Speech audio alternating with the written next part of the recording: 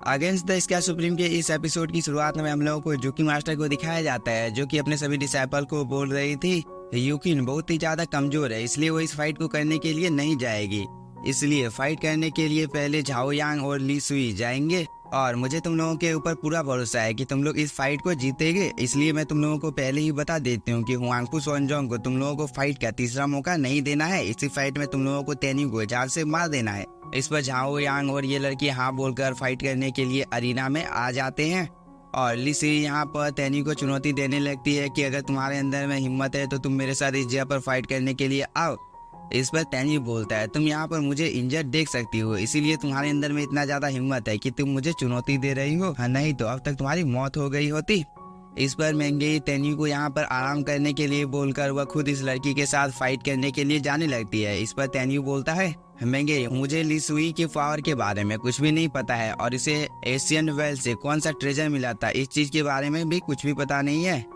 इसलिए अगर तुम इस फाइट को हार जाती हो तो जितनी जल्दी हो सके तुम इस अरीना से बाहर आ जाना, इसके बाद का मैं देख लूंगा। इस पर मेंगेई बोलती है तुम्हें चिंता करने की कोई भी जरूरत नहीं है, क्योंकि मैं इस फाइट को जीत कर ही वापस आऊंगी। और वो अरीना में फाइट करने के लिए आ जाती है। इस पर ली सुई मेंगेई का मजाक उड़ाने लगती है कि तुम यहाँ पर तेन्यू की जगह पर मरने के लिए आ गई हो, मैं तुम्हारी इस ख्वाहिश को जरूर से पूरा करूंगी। और मेंगेई अगर तुम्हें डर लगने लगे तो मैं तुम्हें आत्महत्या करने का मौका भी दूंगी। इस पर मेंगेई बोलती है तुम्हें मेरी चिंता करने की कोई भी जरूरत नहीं है, क्योंकि मैं तो तुम्हें आत्महत्या करने का मौका भी नहीं दूंगी, उससे पहले ही तुम्हें जान से मार डालूंगी। और वो ये बोलकर अपनी एनर्जी को रिलीज करने लगती है, जिसे दूर से यूकी मास्टर भी देख रही होती है और उसे पता चल जाता है कि मेंगेई ने हॉलैंड ऑफ सोल की पावर को अचीव कर लिया है। इसलिए वो अपनी डिसाइपल हल्लू सुई को बताने लगता है कि तुम जितनी जल्दी हो सके अपनी डिवाइन पावर का यूज करना शुरू कर दो। इस पर लुसुई भी यहाँ पर अपनी पावर को रिलीज करने लगती है, जिसकी वजह से इन लोगों के पावर आपस में टकराते हैं। और इस चीज को दूर से तेन्यू देख रहा था, इसलिए वो हम लोगों को बताने लगता है कि ली सुई को यहाँ पर ताइकिंग गॉड का इनहेरिटेंस मिला है। इसलिए वो मेंगेई को बताने लगता है कि मेंगेई तुम इसके साथ फाइट नहीं कर सकती हो, इसलिए जितनी जल्दी हो सके तुम इस अरीना से बाहर आ जाओ। इस पर मेंगेई बोलती है तेन्यू तुम्हें मेरी चिंता करने की कोई भी जरूरत नहीं है, क्योंकि मुझे खुद के ऊपर भरोसा है कि मैं इस फाइट को जीत जाऊंगी। तभी ली सुई तेन्यू को बताने लगती है कि तेन्यू तुम्हें चिंता करने की कोई भी जरूरत नहीं है, क्योंकि मैं तुम्हारे लिए मेंगेई को जान से मार डालूंगी। और वो यह बोलकर यहाँ पर बहुत सारे स्पिरिचुअल क्लोन को समन कर लेती है, जो कि चारों तरफ से मेंगेई को घेर लेते हैं।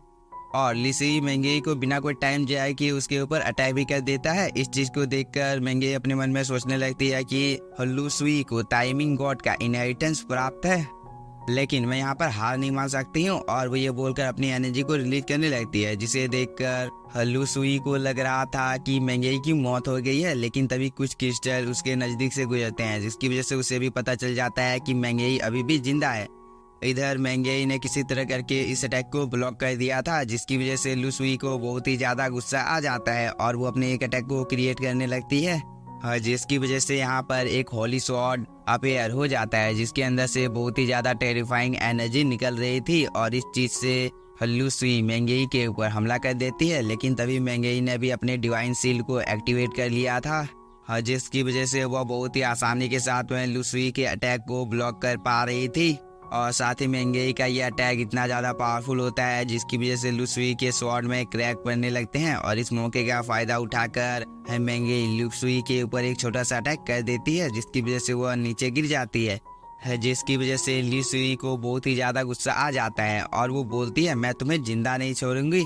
इसके बाद वह यहाँ पर अपने बहुत सारे क्लोन को अपेयर कर लेती है, जिसके अंदर से बहुत ही अमाउंट में स्पिरिचुअल एनर्जी निकल रही थी। और ली सुई हम लोगों को बताने लगती है कि यहाँ पर जितने भी क्लोन हैं उन सभी की कल्टीवेशन लेवल डिवाइन सोल रेलम को अचीव कर चुकी है। इसलिए मेंगेई अगर तुम्हारी मौत इस जगह पर हो जाती है तो तुम इस चीज को सोचकर खुश हो जाना कि तुम्हारी मौत मेरे हाथों से हुई है।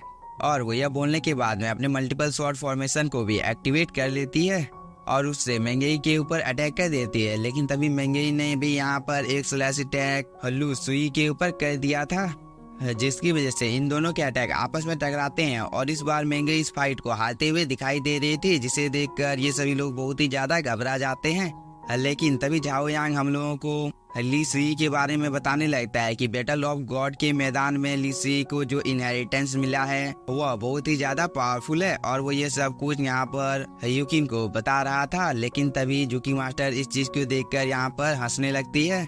लेकिन तभी अचानक से जुकी मास्टर का रिएक्शन बदल जाता है और वो ली सुई को बताने लगती है कि मेंगेई की पावर अचानक से बहुत ही ज्यादा बढ़ गई है और वो एक बहुत ही ज्यादा टैलेंटेड डिसाइपल है, इसलिए तुम्हें सावधानी के साथ उसके साथ फाइट करना होगा।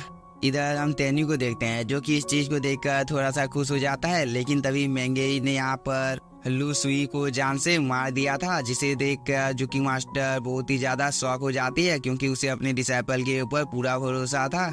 इधर लू सुई अभी भी अपनी चंद सांसें ले रही होती है, इसलिए मेंगेई ने यहाँ पर बहुत सारे टेलीपोर्टेशन स्पेल को कास्ट कर दिया होता है। इस चीज को देखकर लू सुई हम लोगों को बताने लगती है कि मुझे गॉड का इनहेरिटेंस मिला है, फिर भी मैं इस फाइट को इतनी आसानी के साथ कैसे हार सकती हूँ। लेकिन तब तक मेंगेई ने इसे जान से मार दिया था, जिसे देखकर इस ग्राउंड में जितने भी डिसाइपल थे उन सभी की आंखें फटी की फटी रह जाती है।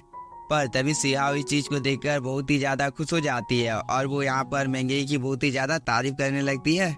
तभी मेंगेई तेन्यू को बताने लगती है कि अब फ्यूचर में मैं भी तुम्हारे दुश्मनों के साथ फाइट करने में तुम्हारी मदद करूंगी। इस पर तेन्यू बोलता है ठीक है, और ये लोग कुछ देर तक ऐसे यहाँ पर बातें करने लगते हैं। लेकिन इस चीज को दूर से जुकी मास्टर भी देख रही थी, जिसे यहाँ पर बहुत ही ज्यादा गुस्सा आ गया था, इसलिए वह यूकिन को आदेश देती है कि तुम्हें इस फाइट को किसी भी हालत में जीतना होगा। अगर तुमने इस फाइट को नहीं जीता तो मैं तुम्हें कड़ी से कड़ी सजा दूंगी। इस पर यूकिन बोलती है ठीक है मास्टर, मैं इस फाइट को जीत कर यहाँ पर वापस आऊंगी, और वो ये बोलकर फाइट करने के लिए अरीना में चली जाती है। तभी सियाओ यूकिन के साथ फाइट करने के लिए जाने लगती है, लेकिन तेन्यू उसे रोक देता है और वो बोलता है ये मेरे साथ फाइट करना चाहती है और साथ ही यूकिन की पावर बहुत ही ज्यादा है, इसलिए तुम इस फाइट को मुझे करने दो। इस पर सियाओ बोलती है ठीक है, लेकिन अभी तेन्यू तुम्हारी हालत बहुत ही ज्यादा खराब है और जैसे ही तुम्हें लगे कि तुम इस फाइट को हारने वाले हो तुम इस जगह से आ जाना, इसके बाद मैं फाइट करने के लिए चली जाऊंगी। इस पर तेन्यू भी ठीक है बोलकर अरीना में आ जाता है। इस चीज को देखकर जुकी मास्टर बहुत ही ज्यादा खुश हो जाती है और वो बोलती है तेन्यू भले ही बहुत ही ज्यादा पावरफुल है, लेकिन वो अभी थोड़ा सा इंजर्ड है, इसलिए वह यूकिन को हरा नहीं पाएगा, जिसकी वजह से इस फाइट में उसकी मौत हो जाएगी। क्योंकि हम लोगों के डिवाइन सोल पैलेस ने इसी पैंतरे को आज से 10 साल पहले आजमाया था, तब जाकर हम लोग उस फाइट को जीत पाए थे।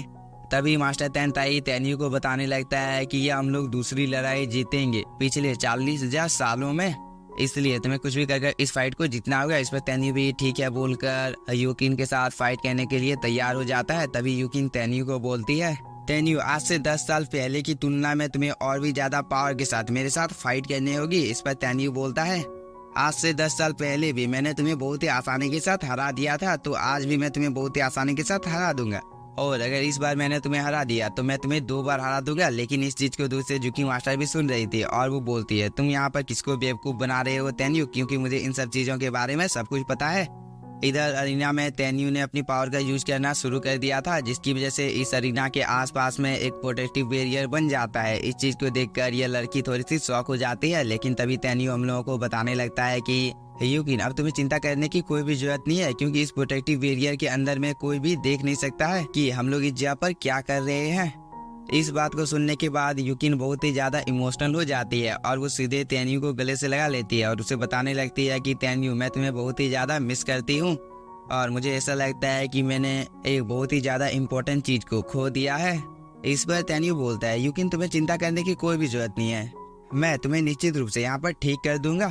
और वो ये बोलकर यूकिन की बॉडी का चेकअप करने लगता है, जिसकी वजह से उसे पता चलता है कि यूकिन की बॉडी में हार्ट में जो बीमारी है वो बीमारी यूकिन के बहुत ही ज्यादा सैड रहने की वजह से हो गई है।